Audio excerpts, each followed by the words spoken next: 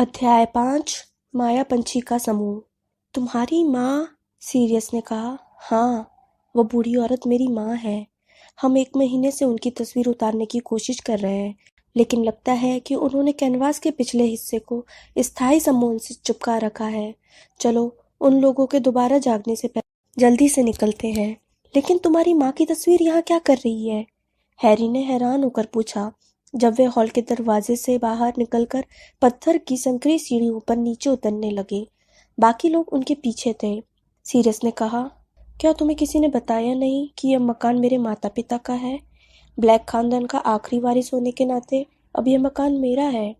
मैंने मुख्यालय बनाने के लिए इसे डम्बलडोर को सौंप दिया है। यही एक उपयोगी काम कर सकता था। हैरी को इससे बेहतर स्वागत की उम्मीद थी। उसका ध्यान इस तरफ गया कि सीरियस की आवाज़ कितनी सख्त और कटु थी। वो अपने गॉडफादर के पीछे पीछे सीढ़ियाँ उतरा और एक दरवाजे से होकर तलघर में बने किचन में पहुंच गया। यहाँ भी ऊपर के हॉल जितना ही अंधेरा था। यह एक गुफा जैसा कमरा था जिसमें खुरदुरे पत्थर की दीवारें थीं। ज्यादातर रोशनी कमरे के दूर वाले कोने पर बनी बड़ी अंगीठी की आग से आ रही थी। पाइप का धुआं हवा में लहरा रहा था, जिसके बीच में छत से लटकते लोहे के भारी बर्तन दिख रहे थे। मीटिंग के लिए कमरे में बहुत सारी कुर्सियां ठूस दी गई थी और उनके बीच लकड़ी की एक बड़ी टेबल रखी हुई थी। टेबल पर बहुत से चमपत्र, प्याले, शराब की खाली बोतलें और चीथड़े के ढेर जैसी कोई चीज पड़ी हुई थी। टेबल के एक कोने पर मिस्टर वीजली और उनका सबसे बड़ा बेटा बिल सिर टिकाकर धीरे धीरे बातें कर रहे थे। दुबले और लाल बालों वाले मिस्टर वीजली गंजे हो रहे थे और उन्होंने सिंह के फ्रेम वाला चश्मा पहन रखा था। मिसेस वीजली ने अपना गला खंखारा, जिससे उनके पति चौंक गए। उन्होंने मुड़कर देखा और उछलकर खड़े हो गए। हैरी! उसका स्वागत करने के लिए मिस्टर वीजली ने जल्दी से आगे आते हुए कहा और उससे कसकर हाथ मिलाया। तुम्हें देखकर अच्छा लगा। उनके कंधे के ऊपर से हैरी ने देखा कि बिल के लंबे बाल अब भी पोनी टेल में बंधे थे और वो टेबल से चमपत्रों को जल्दी जल्दी समेट रहा था। बिल ने एक साथ 12 चमपत्रों को उठाने की कोशिश करते हुए कहा, सफर ठीक रहा हैरी? बावरे नंद तुम्हें ग्रीनलैंड तक घुमाकर तो नहीं लाए? उन्होंने कोशिश तो की थी, टोंग्स ने कहा, जो बिल की मदद करने के लिए आगे आ गई थी। इस कोशिश में उसने आखिरी चमपत्र पर एक मोमबत्ती गिरा दी। ओ नहीं, माफ करना। ओह डियर, मिसेस वीजली ने चिढ़ते हुए कहा। फिर उन्होंने अपनी छड़ी लहराकर चमपत्र को ठीक कर दिया। मिसेस वीजली की छड़ी की चमक में हैरी को दिख गया कि उस चमपत्र पर किसी इमारत का नक्शा बना था। मिसेस वीजली ने उससे नक्शे को देखते हुए देख लिया था। उन्होंने टेबल पर से नक्शा उठाकर बिल के हाथों में लदे सामान पर रख दिया। फिर वे बोली, मीटिंग खत्म होने के बाद इस तरह की चीजों को तत्काल हटा देना चाहिए। इसके बाद वे पुराने ड्रेसर में से डिनर की प्लेटें निकालने लगी। बिल अपनी छड़ी बाहर निकालकर बुदबुदाया, लुक तो।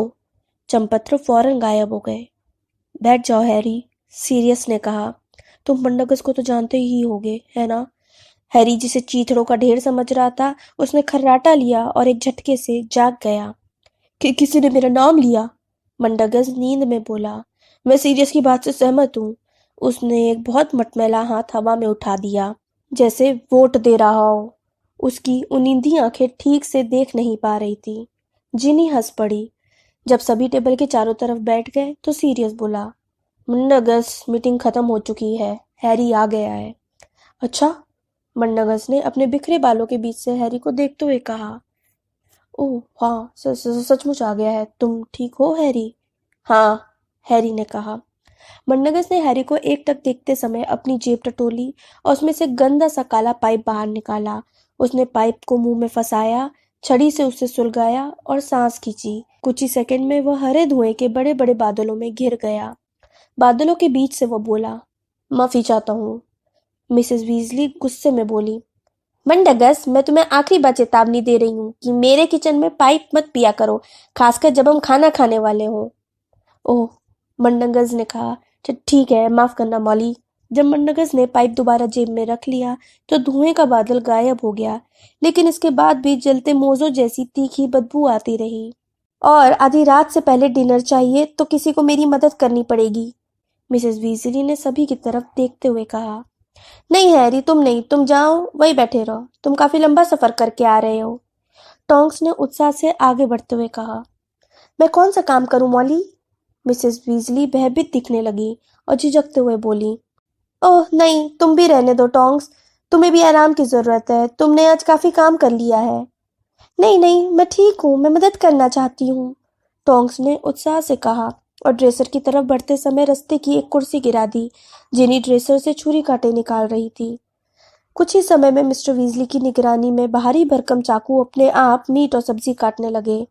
मिसेस वीजली आग के ऊपर रखी देगची में चम्मच को चला रही थी। बाकी सभी लोगों ने पेंट्री से प्लेटें, प्याले और खाना निकाला। हैरी टेबल पर सीरियस और मंडगस के साथ बैठा हुआ था। मंडगस अब भी पलके झपकाते हुए अफसोस से उसकी तरफ ताक रहा था। उसने पूछा, उसके बाद मिसेस फिग से मिले थे? नहीं, हैरी ने कहा, उसके बाद मैं किसी से नहीं मिला। मंडगस ने आगे झुकते हुए सफाई देने के अंदाज में कहा, देखो, मुझे तुम्हें छोड़ना नहीं चाहिए था, लेकिन पैसे कमाने का इतना सुनहरा अवसर आ गया था कि तभी हैरी के घुटनों से कोई चीज टकराई, जिससे वो चौंक गया। ये हरमाइनी के छोटे पैरों वाली बिल्ली क्रुक्शैंस थी। वो पहले तो हैरी के पैरों के चारों तरफ मंडराकर घुरघुराते हुए अपने प्यार का इजहार करती रही, फिर उछलकर सीरियस की गोद में चढ़ी और वहीं बैठ गई। सीरियस ने बेध्यानी से उसके कान के पीछे खुजाया और गंभीर चेहरे के साथ हैरी की तरफ मुड़ा। छुट्टियां अच्छी बीती? हैरी ने कहा। नहीं, बेकार बीती। पहली बार सीरियस के चेहरे पर मुस्कान दिखी। क्या पता तुम किस बारे में शिकायत कर रहे हो, मेरे हिसाब से तो तुम्हारी छुट्टियां ठीक ही थी। क्या? हैरी ने अविश्वास से कहा। तुम्हारी जगह मैं होता तो दम पिशाचों के हमलों का स्वागत करता। अपनी आत्मा के लिए आर पार के संघर्ष से मेरी बोरियत तो दूर हो जाती। तुम्हें लग रहा होगा कि तुमने बहुत कुछ झेला है, लेकिन कम से कम तुम बाहर तो घूमे फिरे हो। अपने हाथ पैरों को तो सीधा कर रहे थे, दम पिशाचों से मुकाबला तो कर रहे थे। मैं तो 1 महीने से इस मकान में कैद हूँ। हैरी ने त्योरियां चढ़ाकर पूछा, क्यों? क्योंकि जादू मंत्रालय अब भी मेरे पीछे पड़ा हुआ है, और वोल्डेमॉर्ट को अब तक ये पता चल गया होगा कि मैं इच्छाधारी नरपशु हूँ। वोम्टेल ने उसे बता दिया होगा, इसलिए मेरे वेश बदलने से अब कोई फायदा नहीं होगा। मैं माया पंछी के समूह के लिए ज्यादा कुछ नहीं कर सकता, कम से कम डम्बलडोर को तो यही लगता है। सीरियस ने जिस तरह से डम्बलडोर का नाम लिया, उससे हैरी समझ गया कि वह भी उनसे खास खुश नहीं था। हैरी अपने गॉडफादर के प्रति अचानक ज्यादा प्रेम महसूस करने लगा। उसने उत्साह बढ़ाते हुए कहा, कम से कम तुम्हें ये तो पता है कि क्या हो रहा है। ओह हाँ, सीरियस ने व्यंग से बोला। मैं स्नेप की रिपोर्ट सुनता हूँ, मैं उसके ताने सुनता हूँ कि वो अपने जान जोखिम में डाल रहा है, जबकि मैं कुर्सी पर बैठकर मजे कर रहा हूँ। वो मुझसे पूछता है कि सफाई का काम कैसा चल रहा है। हैरी ने पूछा, कौन सी सफाई? सीरियस ने हाथ हिलाकर किचन की तरफ इशारा करते हुए कहा, हम इस जगह को रहने लायक बनाने की कोशिश कर रहे हैं। जब से मेरी माँ की मौत हुई थी, उसके बाद से यहाँ कोई नहीं रहता था। 10 साल से यहाँ सिर्फ एक बूढ़ा घरेलू जिन रह रहा था, लेकिन वो आलसी हो चुका है। उसने तब से साफ सफाई का कोई काम नहीं किया है। सीरियस, मंडगस ने कहा, जो बातचीत की तरफ ज्यादा ध्यान नहीं दे रहा था, बल्कि एक खाली प्याले को गौर से देख रहा था। यह ठोस चांदी का है ना दोस्त? हाँ, सीरियस ने कहा और प्याले को नापसंदगी के भाव से देखा। 15वीं सदी में पिशाचों द्वारा शुद्ध चांदी से बनाया गया है, जिस पर ब्लैक खानदान की मोहर लगी है। मोहर तो हट भी सकती है। मंडगस बुदबुदाया और प्याले को अपनी आस्तीन से पोंछने लगा। तभी मिसेस वीजली चीख उठी, फ्रेड, जॉर्ज, नहीं, इन्हें उठा कर ले जाओ। हैरी, सीरियस और मंडगस ने मुड़कर देखा तथा फौरन टेबल से दूर छलांग लगा दी। फ्रेड और जॉर्ज शोरबे की बड़ी कढ़ाई, बटर बियर की लोहे की सुराही और चाकू सहित लकड़ी के भारी ब्रेड बोर्ड को जादू से उड़ाकर टेबल तक ले जाने की कोशिश कर रहे थे, लेकिन बीच में गड़बड़ हो गई और शोरबा टेबल पर फैलता हुआ एकदम कोने के पास जाकर ठहरा, जिससे टेबल की सतह पर एक लंबा काला निशान बन गया। बटर बियर की सुराही एक धमाके के साथ गिरी और बटर बियर हर तरफ छलक गई। ब्रेड बोर्ड का चाकू भी गिर गया, जिसकी नोक टेबल पर ठीक उसी जगह धंस गई जहां कुछ पल पहले सीरियस का दाहिना हाथ था। मिसेस वीजली चिल्लाई, इसकी कोई जरूरत नहीं थी, अब मुझसे बर्दाश्त नहीं होता है। अब तुम्हें जादू करने की इजाजत मिल गई है, तो इसका मतलब यह नहीं है कि हर छोटे छोटे काम के लिए तुम अपनी छड़ियां लहराते फिरो। हम तो बस समय बचाने की कोशिश कर रहे थे मम्मी, फ्रेड ने टेबल से चाकू को जल्दी से निकालते हुए कहा। माफ करना सीरियस, हम ऐसा नहीं करना चाहते थे। हैरी और सीरियस दोनों ही हंसने लगे। बहरहाल मंडगस हटने की कोशिश में अपनी कुर्सी पर पीछे की तरफ गिर गया था और उठते समय गालियां बक रहा था। क्रुक्शंस गुस्से से फुफकारती हुई अलमारी के नीचे चली गई, जहां से उसकी बड़ी बड़ी पीली आंखें अंधेरे में चमक रही थी। लड़कों, मिस्टर वीजली ने शोरबे की कढ़ाई को टेबल के बीच में रखते हुए कहा, तुम्हारी मम्मी सही कह रही है। अब तुम बालिग हो चुके हो, तुम्हें जिम्मेदारी का एहसास होना चाहिए। तुम्हारे किसी भाई ने हमें इतना परेशान नहीं किया, मिसेस वीजली जुड़वा भाइयों से गुस्से में बोली, और उन्होंने टेबल पर बटर बियर की दूसरी सुराही इतनी जोर से पटकी कि उससे भी पहली वाली सुराही जितना ही बटर बियर छलक गई। बिल को कुछ कदम दूर रहने के लिए कभी अंतर्ध्यान होने की जरूरत महसूस नहीं हुई। चार्ली ने सामने दिखने वाली हर चीज पर जादू नहीं किया। पर्सी, वे अचानक रुक गईं। उन्होंने घबराकर अपने पति की तरफ देखा, जिनके चेहरे का भाव अचानक सख्त हो गया था। बिल ने जल्दी से कहा, चलो खाना खाते हैं। यह बहुत अच्छा दिख रहा है मॉली। ल्यूपिन ने एक प्लेट में शोरबा डालकर टेबल के पार बैठी मिसेस वीजली को देते हुए कहा। कुछ पल तक खामोशी छाई। जब सभी लोगों ने खाना शुरू कर दिया तो सिर्फ प्लेटों, छुरी कांटों और कुर्सियों की आवाजें आती रहीं। फिर मिसेस वीजली सीरियस की तरफ मुड़ी। सीरियस, मैं तुम्हें कुछ बताना चाहती हूँ कि ड्राइंग रूम की डेस्क में कोई चीज बंद है। ये खड़खड़ करती है और हिलती रहती है। लगता है बहरूपिया होगा, लेकिन मुझे लगता है कि उसे बाहर निकालने के पहले हमें लेस्टर से अंदर देखने के लिए कहना चाहिए। सीरियस ने उदासीनता से कहा, जैसा आप चाहें। मिसेस वीजली ने आगे कहा, वहां पर्दों के पीछे डॉक्सी भरे हुए हैं। मैं सोच रही हूँ कि हम कल उन्हें निकालने की कोशिश करें। मैं इसके लिए बहुत उत्सुक हूँ, सीरियस ने कहा।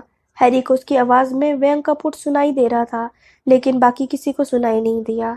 हैरी के सामने बैठी टोंक्स अपनी नाक का रूप बदलकर हरमाइनी और जीनी का मनोरंजन कर रही थी। हर बार वो अपनी आंखें सिकोड़ लेती थी और उसके चेहरे पर दर्द का वैसा ही भाव आ जाता था जैसा हैरी के बेडरूम में आया था। उसकी नाक चोट जैसे आकार में फूली और स्नेप की नाक जैसे दिखने लगी। फिर वो सिकुड़ कर बटन मशरूम के आकार की हो गई और फिर दोनों नथुनों से बहुत से बाल निकल आए। स्पष्ट रूप से मनोरंजन का यह कार्यक्रम हर दिन चलता था, क्योंकि हरमाइनी और जिनी अपनी पसंदीदा नाकों का आग्रह कर रही थी। टोंक्स सुअर जैसी बनाओ। टोंक्स ने ऐसा ही किया और हैरी को ऊपर देखते समय ऐसा लगा जैसे डडली लड़की के वेश में टेबल के पार बैठकर मुस्कुरा रहा है। मिस्टर वीजली, बिल और ल्यूपिन पिशाचों के बारे में गहन चर्चा में डूब गए थे। बिल ने कहा, उन लोगों ने अभी तक कोई जवाब नहीं दिया है। मुझे अब तक समझ में नहीं आ रहा है कि उन्हें उसके लौटने पर यकीन है भी या नहीं। जाहिर है, हो सकता है वे किसी का पक्ष न लें। हो सकता है वे इस झमेले से दूर ही रहें। मुझे लगता है कि वे तुम जानते हो कौन की तरफ कभी नहीं आएंगे, मिस्टर वीजली ने अपना सिर हिलाते हुए कहा। उसके कारण उन्होंने काफी दुख उठाए हैं। वो पिशाच परिवार याद है जिसकी उसने पिछली बार नॉगिनटम के पास हत्या कर दी थी? ल्यूपिन बोले। मुझे लगता है सब कुछ इस बात पर निर्भर करता है कि वो उन्हें क्या देने का प्रस्ताव रखता है, और मैं सिर्फ सोने चांदी की बात नहीं कर रहा हूँ। हमने उन्हें सदियों से स्वतंत्रता नहीं दी है। अगर वोल्डेमॉर्ट ने उनके सामने स्वतंत्रता देने का प्रस्ताव रखा तो हो सकता है कि वे इस लालच में फंस जाएं। बिल, क्या तुम रैनकॉक को अपनी तरफ करने में कामयाब हुए? वह इस वक्त जादूगरों का विरोधी है, बिल ने कहा। वो बैगमैन के कारण गुस्सा है। उसे लगता है कि मंत्रालय ने उसे बचाया है। पिशाचों ने उसे जो सोना उधार दिया था वो उन्हें अभी तक वापस नहीं मिला है। बिल के बाकी के शब्द टेबल के बीच से उठने वाले ठहाके में डूब गए। फ्रेड, जॉर्ज, रॉन और मंडगस अपनी कुर्सियों पर हंसी के मारे लोट-पोट हो रहे थे। मंडगस के चेहरे पर आंसू बह रहे थे और वो बोला, और फिर तुम यकीन करोगे, उसने मुझसे कहा, बताओ मंडगस, तुम ये मेढक कहाँ से लाए, क्योंकि किसी बदमाश ने मेरे मेढक चुरा लिए हैं। इस पर मैंने कहा, अच्छा विल, तुम्हारे सभी मेढक चुरा लिए? तब तो तुम्हें और मेढक चाहिए होंगे। और लड़कों, मेरी बात का यकीन करो, उस मूर्ख आदमी ने अपने ही सारे मेंढक मुझसे दोबारा खरीद लिए और उसके बदले में मुझे इतने पैसे दिए जितनी पहली बार खरीदने पर भी नहीं दिए थे। जब रॉन टेबल पर हंसी से दोहरा हो गया तो मिसेस वीजली तीखी आवाज में बोली, मंडगस, मुझे नहीं लगता हमें तुम्हारे बिजनेस के बारे में और कुछ सुनने की जरूरत है। मॉली, मंडगस ने फटफटा कर अपनी आंखें पोंछते हुए हैरी को आंख मारी। लेकिन तुम तो जानती हो, विल ने उन मेंढकों को वाटी हैरिस से चुराया था, इसलिए मैं दरअसल कोई गलत काम नहीं कर रहा था, मिसेस वीजली ने ठंडेपन से कहा। मुझे नहीं मालूम कि तुम्हारी सही और गलत की परिभाषा कहाँ से आती है मंडगस, लेकिन लगता है तुम कुछ महत्वपूर्ण सबक पढ़ना भूल गए हो। फ्रेड और जॉर्ज ने अपने चेहरे बटर बियर के प्यालों में छिपा लिए। जॉर्ज हिचकियां लेने लगा। न जाने क्यों मिसेस वीजली ने सीरियस को कहरढाती नजरों से देखा और फिर उठकर पुडिंग लाने चली गई। हैरी ने मुड़कर अपने गॉडफादर को देखा। सीरियस धीरे से बोला, मॉली को मंडगस पसंद नहीं है। हैरी ने बहुत धीमे से पूछा, वह समूह में कैसे है? वह काम का है, सीरियस बुदबुदाया। वो सारे बदमाशों को जानता है, जो स्वाभाविक है, क्योंकि वह खुद भी बदमाश है। लेकिन डम्बलडोर ने एक बार उसे मुश्किल से बचाया था, इसलिए वह उनके प्रति बहुत वफादार है। मंडगस जैसे बदमाश के समूह में रहने से आपके फायदे हैं। वह ऐसी बातें सुन लेता है जो हम नहीं सुन पाते। लेकिन मॉली सोचती है कि उसे डिनर के लिए नहीं रोकना चाहिए।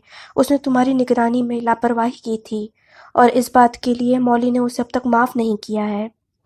बाद में हैरी ने खाना और कस्टर्ड इतना जमकर खाया कि उसकी जीन्स कमर पर कसने लगी, जो बहुत बड़ी बात थी क्योंकि वह जीन्स पहले डडली पहनता था। जब उसने अपनी चम्मच नीचे रखी तब तक बातचीत बंद हो चुकी थी। मिस्टर वीजली कुर्सी से टिककर बैठे थे और उनके चेहरे के संतुष्टि के भाव बता रहे थे कि उन्होंने छक कर खाया था। टोंग्स हाथ पर फैलाते हुए जम्हाई ले रही थी। उसकी नाक अब दोबारा सामान्य हो चुकी थी। जिनी ने क्रुक्शंस को अलमारी के नीचे से बुला लिया था और अब वो फर्श पर आलती-पालती मारकर बटर बियर की बोतल के ढक्कन लुढ़का रही थी ताकि क्रुक्शंस उनका पीछा करे। मिसेस वीजली ने जमाई लेते हुए कहा, मुझे लगता है अब सोने का समय हो गया है। अभी नहीं, मॉली। सीरियस ने अपनी खाली प्लेट दूर खिसकाई और हैरी की तरफ देखने लगा। मैं तुम पर हैरान हूँ। मैंने सोचा था कि आते ही सबसे पहला काम तुम यह करोगे कि वोल्डेमॉर्ट के बारे में सवाल पूछने लगोगे। कमरे का माहौल इतनी तेजी से बदल गया जैसे वहां पर दम पिशाच आ गए हों। कुछ सेकंड पहले सभी सुस्त और उनिंदे दिख रहे थे, लेकिन अब सभी चौकस, यहाँ तक कि तनावपूर्ण हो गए थे। वोल्डेमॉर्ट के नाम से टेबल के चारों तरफ जैसे दहशत का माहौल बन गया था। ल्यूपिन शराब की चुस्की लेने वाले थे, लेकिन उन्होंने अपना प्याला धीरे धीरे नीचे रख दिया था और सावधानी से देखने लगे। हैरी ने गुस्से से कहा, मैंने पूछा था, मैंने रॉन और हर्माइनी से पूछा था, लेकिन उन्होंने कहा कि हमें समूह में शामिल होने की इजाजत नहीं है, इसलिए। उन्होंने सही कहा था, मिसेस वीजली बोली। तुम अभी बहुत छोटे हो। वे अपनी कुर्सी पर तन कर बैठ गई थीं। उनके बंधे हुए हाथों की मुट्ठियां भी बंध चुकी थीं। उनके चेहरे पर अब आलस का नामो निशान भी नहीं था। सीरियस ने पूछा, सवाल पूछने के लिए माया पंछी के समूह में शामिल होना कब से जरूरी हो गया? हैरी उस मगलू घर में 1 महीने से कैद रहा है। उसे यह जानने का हक है कि जादूगरों की दुनिया में क्या हो रहा है। जरा ठहरो, जॉर्ज ने जोर से बीच में टोका। फ्रेड ने गुस्से से पूछा, हैरी के सवालों का जवाब कौन देगा? जॉर्ज ने कहा, हम आपसे 1 महीने से कुछ उगलवाने की कोशिश कर रहे हैं, लेकिन आपने हमें अब तक एक भी बेहुदा चीज नहीं बताई है। तुम लोग अभी बहुत छोटे हो, तुम लोग समूह में नहीं हो, फ्रेड ने अपनी मम्मी की तीखी आवाज की नकल करते हुए कहा। हैरी तो अभी नाबालिग है, सीरियस ने शांति से कहा। अगर तुम्हें ये नहीं बताया गया है कि समूह में क्या हो रहा है, तो इसमें मेरी गलती नहीं है। यह तुम्हारे मम्मी डैडी का फैसला है। दूसरी तरफ हैरी, तुम्हें यह फैसला लेने का कोई हक नहीं है। हैरी के लिए क्या अच्छा है, मिसेस वीजली ने तीखेपन से कहा। आमतौर पर दयालु दिखने वाला उनका चेहरा इस वक्त खतरनाक दिख रहा था। मुझे लगता है कि तुम डम्बलडोर की बात तो नहीं भूले होगे। कौन सी बात? सीरियस ने विनम्रता से कहा, लेकिन उसे देखकर ऐसा लग रहा था कि वो खुद को लड़ाई के लिए तैयार कर रहा था। वो वाली बात कि हैरी को जितना जानने की जरूरत है उससे ज्यादा कुछ नहीं बताया जाए, मिसेस बीजली ने जरूरत शब्द पर जोर देते हुए कहा। रॉन, हर्माइनी, फ्रेड और जॉर्ज के सिर कभी सीरियस तो कभी मिसेस बीजली की तरफ मुड़ रहे थे। ऐसा लग रहा था जैसे वे टेनिस मैच की रैली देख रहे हों। जिन्हीं घुटनों के बल झुकी हुई थी और उसके आसपास बटर बियर की बोतलों के कई कॉर्क पड़े हुए थे। वो अपना मुंह खोलकर इस मुठभेड़ को देख रही थी। ल्यूपिन की आंखें सीरियस पर जमी हुई थी। सीरियस ने कहा, मॉली, उसे जितना जानने की जरूरत है उससे ज्यादा मैं उसे बताने भी नहीं चाहता हूँ, लेकिन चूंकि उसी ने वोल्डेमॉर्ट को लौटते देखा है। वोल्डेमॉर्ट का नाम सुनकर टेबल के आसपास पे बैठे लोग एक बार फिर कांप गए, इसलिए उसे बाकी लोगों से ज्यादा जानने का हक है, मिसेस वीजली ने सीरियस की बात काटते हुए कहा।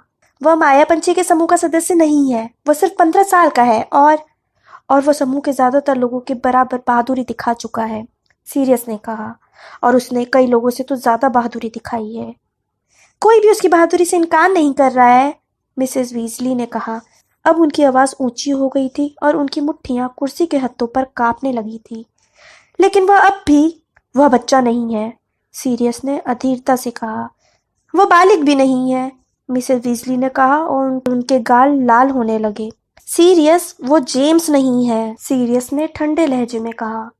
मॉली, मुझे अच्छी तरह मालूम है कि वो कौन है, मिसेस वीजली बोली।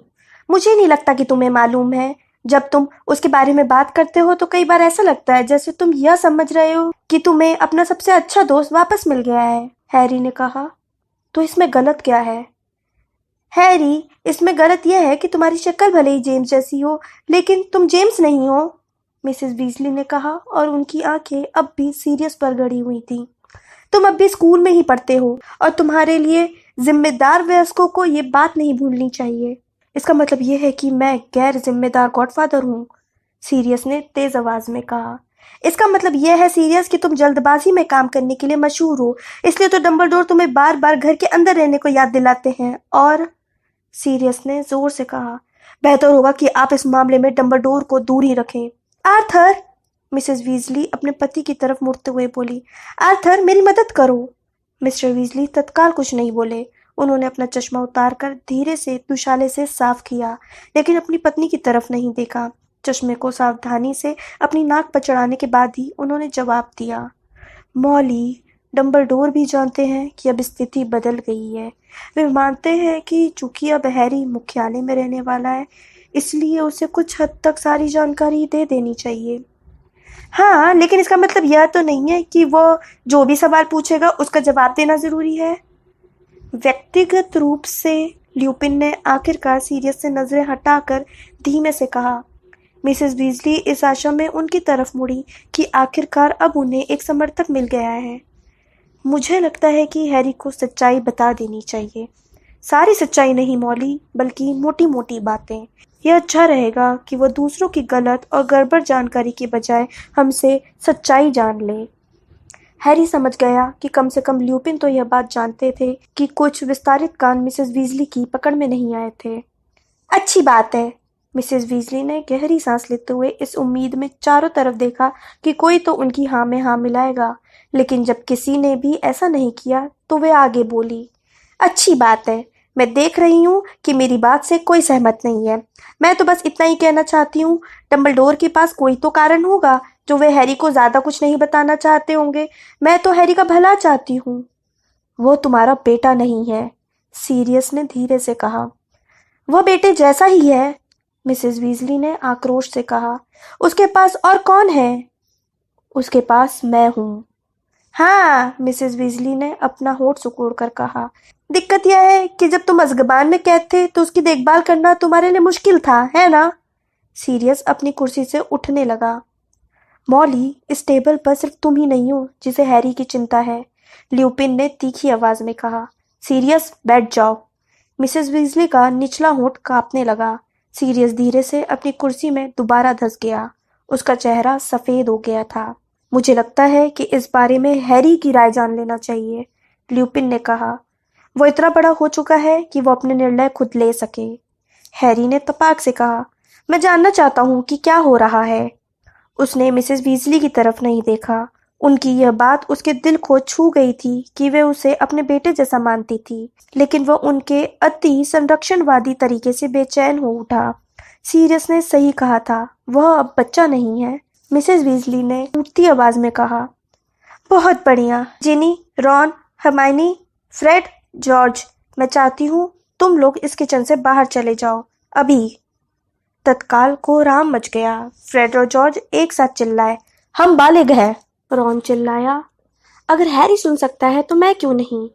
जिनी ने सुबकते हुए कहा, मम्मी, मैं भी सुनना चाहती हूँ। नहीं, मिसेस वीजली खड़े होकर चिल्लाई और उनकी आंखें पहले से ज्यादा चमकने लगी। मैं तुम लोगों को ऐसा नहीं करने दूंगी। मॉली, तुम फ्रेड और जॉर्ज को नहीं रोक सकती, मिस्टर वीजली ने थके अंदाज में कहा। वे लोग बालिग हो चुके हैं। वे अब भी स्कूल में पढ़ते हैं, लेकिन कानूनन अब वे बालिग हैं, मिस्टर वीजली ने उसी थके अंदाज में जवाब दिया। मिसेस वीजली का चेहरा लाल सुर्ख हो गया। मैं अच्छा ठीक है, फ्रेड और जॉर्ज यहाँ रुक सकते हो, लेकिन रॉन।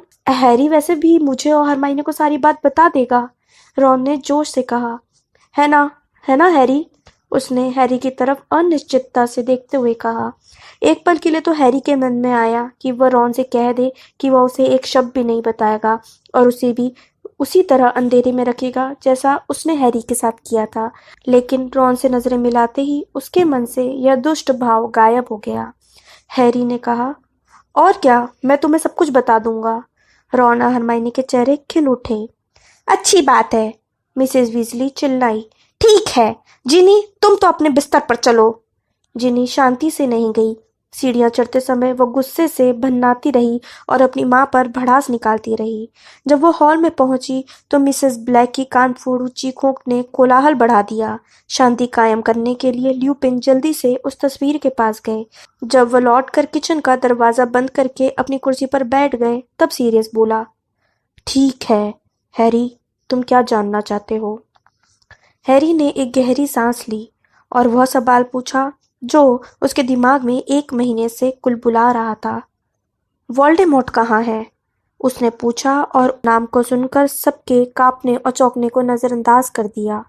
वह क्या कर रहा है, मैं मगलुओं की न्यूज में देख रहा था और अब तक उसके आने का एक भी संकेत नहीं मिला है, किसी अजीब मौत की खबर नहीं मिली है, सीरियस ने कहा। ऐसा इसलिए है क्योंकि कोई अजीब मौत अब तक हुई ही नहीं है, जहां तक हम जानते हैं, और हम काफी कुछ जानते हैं, ल्यूपिन बोले। उसे जितना लगता है हम उससे ज्यादा जानते हैं। ऐसा कैसे हो गया कि वह लोगों को नहीं मार रहा है, हैरी ने पूछा। वह जानता था कि वोल्डेमॉर्ट ने पिछले साल ही 1 से ज्यादा लोगों की हत्या की थी, सीरियस ने कहा, क्योंकि वह लोगों का ध्यान आकर्षित नहीं करना चाहता। यह उसके लिए खतरनाक साबित होगा। उसकी वापसी वैसी नहीं हो पाई जैसा वह चाहता था। उसने गड़बड़ कर दी, या यूं कहें कि तुमने गड़बड़ कर दी, ल्यूपिन ने संतोष से मुस्कुराते हुए कहा। हैरी ने चकराते हुए पूछा, कैसे, सीरियस ने कहा। वह नहीं चाहता था कि तुम जिंदा बच जाओ। अपने प्राणभक्षियों को छोड़कर वह किसी को अपने लौटने की भनक नहीं लगने देना चाहता था, लेकिन तुम बच गए और तुमने उसके आने की बात फैला दी, और अपने वापसी की जानकारी वो जिस व्यक्ति को सबसे आखिर में देना चाहता था वो डंबलडोर थे, ल्यूपिन ने कहा, और तुमने डंबलडोर को ही सबसे पहले बता दिया। हैरी ने पूछा, इससे क्या फायदा हुआ, क्या तुम पागल हो गए हो, बिल ने हैरानी से कहा। तुम जानते हो कौन सिर्फ डंबलडोर से ही तो डरता है, सीरियस बोला। तुम्हारी बदौलत डंबलडोर ने वोल्डेमॉर्ट के लौटने के 1 घंटे के भीतर ही माया पंछी के समूह को पुनर्जीवित कर दिया। हैरी उन सभी की तरफ देखते हुए पूछा, समूह क्या कर रहा है, सीरियस ने जवाब दिया, पूरी कोशिश कर रहा है कि वोल्डेमॉर्ट अपने इरादों में कामयाब ना हो पाए। हैरी ने जल्दी से पूछा, तुम्हें कैसे पता कि उसके इरादे क्या है। डंबलडोर का अंदाजा है, ल्यूपिन ने कहा, और डंबलडोर के अंदाजे आमतौर पर सही साबित होते हैं। तो डंबलडोर के हिसाब से उसके इरादे क्या हैं। सबसे पहले तो वो अपने समूह को दोबारा खड़ा करना चाहता है, सीरियस ने कहा। पुराने दिनों में उसके पास बहुत सारे लोग थे जो उसके इशारे पर काम करते थे, जादूगर और जादूगरनियां, जिन्हें उसने जादू से या डरा धमकाकर अपना आदेश मानने के लिए मजबूर किया था। उसके वफादार प्राणपक्षी और बहुत सारे अन्य जादुई प्राणी। तुमने कब्रिस्तान में सुना था कि वह दानवों को भी अपने दल में शामिल करने की योजना बना रहा था। वे उन कई समूहों में से एक है जिन्हें वह अपने दल में शामिल करना चाहता है। सिर्फ 1 दर्जन प्राणपक्षियों के दम पर वह जादू मंत्रालय पर कब्जा जमाने के बारे में नहीं सोचेगा। तो आप लोग उसे ज्यादा समर्थक जुटाने से रोकने की कोशिश कर रहे हैं। हम पूरी कोशिश कर रहे हैं, ल्यूपिन ने कहा। कैसे, बिल बोला। सबसे बड़ी बात यह है कि हम ज्यादा से ज्यादा लोगों को यह यकीन दिलाने की कोशिश कर रहे हैं कि तुम जानते हो कौन लौट आया है। हम उन्हें सतर्क करना चाहते हैं, लेकिन यह काफी मुश्किल हो रहा है। क्यों, मंत्रालय के रवैये के कारण, टोंक्स ने कहा। हैरी, तुम जानते हो कौन की वापसी के बाद तुमने कॉर्नेलियस फज को देखा था, है ना। देखो, वह अपनी बात से जरा सभी टस से मस नहीं हुआ है। वह यह मानने के लिए तैयार ही नहीं है कि तुम जानते हो कौन लौट आया है। लेकिन क्यों, हैरी ने हताशा से कहा। वे इतनी बड़ी मूर्खता कैसे कर रहे हैं। अगर डंबलडोर, ओह, अब तुमने सही जगह पर उंगली रखी है, मिस्टर वीजली ने मुस्कुराते हुए कहा। डंबलडोर, टोंक्स ने दुखी होकर कहा। फज उनसे डर रहे हैं। हैरी ने हैरानी से पूछा। डंबलडोर से डर रहे हैं? मिस्टर वीजली बोले। उनके इरादे से डर रहे हैं। फज को लगता है कि डंबलडोर उन्हें मंत्री पद से हटाने की साजिश रच रहे हैं, क्योंकि वह खुद जादू मंत्री बनना चाहते हैं। लेकिन डंबलडोर ऐसा नहीं चाहते हैं। जाहिर है वे ऐसा नहीं चाहते हैं, मिस्टर वीजली ने कहा। वे मंत्री बनना ही नहीं चाहते थे। हालांकि मिलीसेंट बैगनॉल्ड के रिटायर होने के बाद बहुत से जादूगर उन्हें मंत्री बनाना चाहते थे। डंबलडोर के पद ठुकराने के बाद फज मंत्री बन गए, लेकिन वे बात कभी नहीं भूले कि मंत्री बनने के लिए आवेदन न करने के बावजूद डंबलडोर कितने लोकप्रिय थे और उन्हें जनता का कितना समर्थन मिला था। ल्यूपिन बोले। मन ही मन फज जानते हैं कि डंबलडोर उनसे ज़्यादा चतुर हैं, उनसे ज़्यादा शक्तिशाली जादूगर हैं। मंत्री बनने के बाद शुरुआती दिनों में वे हमेशा डंबलडोर से मदद या सलाह मांगते रहते थे, लेकिन ऐसा लगता है कि उन्हें सत्ता का चस्का लग गया है और वे अति आत्मविश्वास के शिकार हो गए हैं। उन्हें जादू मंत्री पद से मोह हो गया है और उन्होंने खुद को यह विश्वास दिला लिया है कि वे चतुर हैं तथा डंबलडोर उनके लिए मुश्किलें खड़ी कर रहे हैं। वे ऐसा कैसे सोच सकते हैं? हैरी ने गुस्से से कहा। वे ऐसा कैसे सोच सकते हैं कि डंबलडोर इस बारे में झूठ बोल सकते हैं, या मैं इस बारे में झूठ बोल सकता हूँ? सीरियस ने कटुता से कहा। क्योंकि वोल्डेमॉर्ट के वापस लौटने से एक बड़ा संकट आ जाएगा, जिससे मंत्रालय पिछले 14 सालों से बच रहा है। फज इसका सामना करने के लिए तैयार नहीं है। इसके बजाय वो मुगालता ज़्यादा अच्छा है कि डंबलडोर उनकी गद्दी छीनने के लिए झूठ बोल रहे हैं। ल्यूपिन ने कहा। अब तुम हमारी मुश्किल को समझ गए होगे। अगर मंत्रालय इस बात पर जोर देता है कि वोल्डेमॉर्ट से डरने की कोई बात नहीं है, तो लोगों को उसकी वापसी का यकीन दिलाना बहुत मुश्किल काम है, खासतौर पर इसलिए क्योंकि वे इस बारे में यकीन करना ही नहीं चाहते हैं। यही नहीं, मंत्रालय अब दैनिक जादूगर का सहारा भी ले रहा है कि वो डंबलडोर की अफवाहों को न छापे। इसी कारण जादूगर समुदाय के ज़्यादातर लोगों को इस बात की जानकारी भी नहीं है कि क्या हुआ है। इस तरह वे प्राणभक्षियों के सम्मोहन शाप के आसान निशाने बन जाते हैं। लेकिन आप सभी तो लोगों को सच्चाई बता रहे हैं, है ना? हैरी ने Mister Weasley, Sirius, Bill, Mundungus, Lupin और टोंग की तरफ देखते हुए कहा। आप लोग बता रहे हैं ना कि वो लौट आया है? वे सब ठंडे अंदाज में मुस्कुराए। सीरियस बेचैनी से बोला। चूंकि हर व्यक्ति सोचता है कि मैं सामूहिक हत्यारा हूँ, सरफिरा हूँ और मंत्रालय ने मेरे सिर पर 10,000 गैलियन का इनाम रखा है, इसलिए मैं सड़क पर जाकर पर्चे तो नहीं बांट सकता, है ना? और ज़्यादातर जादूगर मुझे डिनर पर मेहमान के रूप में नहीं बुलाना चाहेंगे, ल्यूपिन ने कहा। यह नरभेड़िया होने का नुकसान है, सीरियस ने कहा। अगर टोंक्स और आर्थर अपना मुंह खोलेंगे तो उनकी नौकरी चली जाएगी, और हमारे लिए यह बहुत महत्वपूर्ण है कि मंत्रालय के भीतर हमारे जासूस रहें, क्योंकि हमें यकीन है कि वोल्डेमॉर्ट के जासूस वहाँ पहले से ही होंगे। हम कुछ लोगों को यकीन दिलाने में सफल हुए हैं, मिस्टर वीजली ने कहा। टोंक्स को ही देख लो, वो इतनी छोटी है कि पिछली बार माया पंछी के समूह में नहीं थी, और हमारे दल में औरर्स को शामिल होने में बहुत फ़ायदा है। किंग्सले शेकलबोर्ड भी बहुत काम का है। वो सीरियस को पकड़ने के अभियान का मुखिया है, और वो मंत्रालय को यह जानकारी दे रहा है कि सीरियस तिब्बत में है। लेकिन अगर आप में से कोई भी यह खबर नहीं फैला रहा है कि वोल्डेमॉर्ट लौट आया है, हैरी ने बोलना शुरू किया। किसने कहा कि हम में से कोई भी खबर नहीं फैला रहा है? सीरियस ने कहा। तुम्हें क्या लगता है डंबलडोर इतनी मुश्किल में क्यों है? हैरी ने पूछा। आपका क्या मतलब है? वे लोग डंबलडोर की प्रतिष्ठा को धूमिल करने की कोशिश कर रहे हैं, ल्यूपिन ने कहा। क्या तुमने पिछले हफ्ते का दैनिक जादूगर नहीं पढ़ा? उसमें एक खबर छपी थी कि डंबलडोर के बुढ़ापे और मानसिक अस्थिरता के कारण उन्हें अंतर्राष्ट्रीय जादू महासंघ के चेयरमैन पद से हटा दिया गया है। लेकिन यह सच नहीं था। उन्हें इसलिए हटाया गया क्योंकि उन्होंने अपने भाषण में वोल्डेमॉर्ट की वापसी का ऐलान कर दिया था। उन्हें वाइजनगैमेट यानी जादूगरी न्याय सभा के प्रमुख जादूगर के पद से भी हटा दिया गया है, और लोग तो यह भी कह रहे हैं कि उनका order of Merlin first class भी छीन लिया जाएगा, बिल ने मुस्कुराते हुए कहा। लेकिन डंबलडोर कहते हैं कि जब तक उन्हें चॉकलेट में ढक के कार्डों से नहीं हटाया जाता, तब तक उन्हें किसी बात की परवाह नहीं है। यह हंसने वाली बात नहीं है, मिस्टर वीजली ने तीखी आवाज में कहा।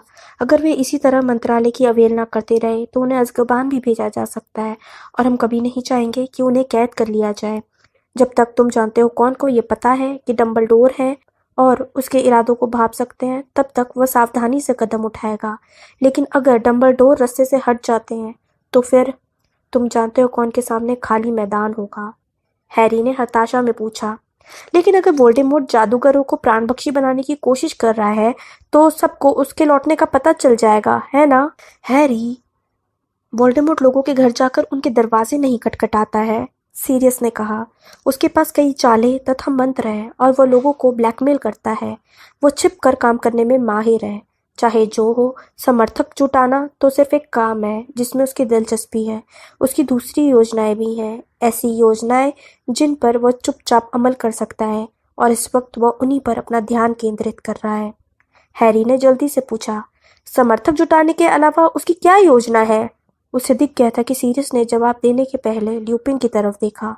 वह चोरी से कोई सामान हथियाना चाहता है। जब हैरी उलझन में दिखा तो सीरियस ने आगे कहा, जैसे कोई हथियार, एक ऐसी चीज जो पिछली बार उसके पास नहीं थी जब वो बहुत शक्तिशाली था। हाँ, किस तरीके का हथियार? हैरी ने पूछा। मृत्युदंशम से भी ज्यादा बुरा? अब बहुत हो गया, मिसेस वीजली ने दरवाजे के पास की छाया में खड़े होकर कहा। हैरी का ध्यान इस तरफ नहीं गया था कि वे जिनी को ऊपर की मंजिल पर छोड़ने के बाद नीचे आ गई थीं। उनके हाथ बंधे हुए थे और वे बहुत गुस्से में लग रही थीं। उन्होंने फ्रेड, जॉर्ज, रॉन और हर्माइनी की तरफ देखते हुए कहा, मैं चाहती हूँ कि तुम सभी अपने अपने बिस्तर पर जाओ, तुम सभी। फ्रेड ने कहा, आप हमसे जबरदस्ती नहीं कर सकती। क्यों नहीं कर सकती? मिसेस वीजली गुर्राई। फिर उन्होंने सीरियस की तरफ देखते हुए कहा, तुमने हैरी को काफी जानकारी दे दी है। अब अगर तुमने उसे और जानकारी दी तो वह सीधा समूह में शामिल हो जाएगा। क्यों नहीं? हैरी ने जल्दी से कहा, मैं शामिल हो जाऊंगा। मैं शामिल होना चाहता हूँ। मैं लड़ना चाहता हूँ। नहीं। यह आवाज मिसेस वीजली की नहीं बल्कि ल्यूपिन की थी। वे बोले, समूह में सिर्फ बालिग जादूगर ही शामिल हो सकते हैं, ऐसे जादूगर जिन्होंने स्कूल की पढ़ाई पूरी कर ली है। उन्होंने आगे कहा, जब फ्रेड और जॉर्ज ने बोलने के लिए अपने मुंह खोले। इस काम में ऐसे खतरे हैं जिनके बारे में तुम लोगों को जरा भी अंदाजा नहीं है। सीरियस, मुझे लगता है मॉली की बात सही है। हमने काफी कुछ बता दिया है। सीरियस ने कंधे उचका दिए लेकिन बहस नहीं की। मिसेस वीजली ने अपने बेटों और हरमाइनी को इशारा किया। एक एक करके वे सब उठकर खड़े हुए और हैरी भी मन मारकर उनके पीछे पीछे चल दिया।